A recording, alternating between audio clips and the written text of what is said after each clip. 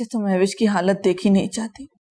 बार बार उसकी तबीयत खराब होने लगी है, तो इतना ज्यादा उसका ब्लड प्रेशर हाई हो जाता है। जी, मेरी साइकेट्रिस्ट से बात हुई है अम्मी। महविश को कोई जिस्मानी प्रॉब्लम नहीं है, बल्कि साइकोलॉजिकल इशू है उसके साथ।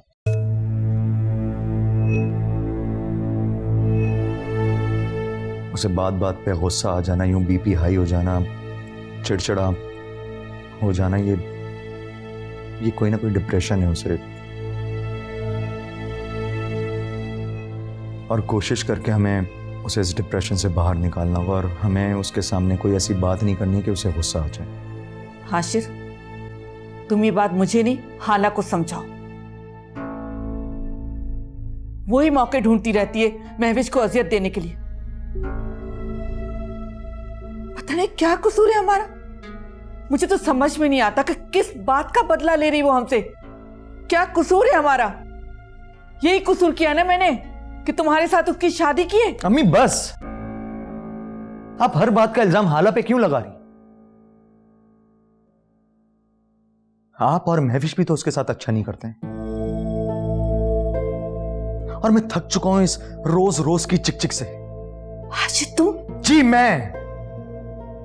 महविश की ये जो हालत है सिर्फ और सिर्फ फाते की वजह से, जो उसे यहां छोड़कर खुद किसी और के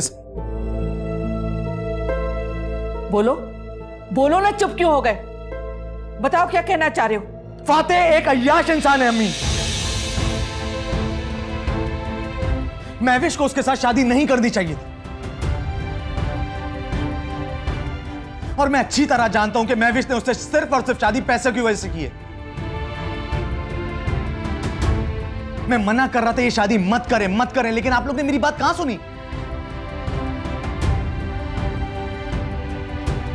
देखें, आज किस अंजाम पे आ गए। एक ना एक दिन होना था ये। अब भुगते हैं इसे।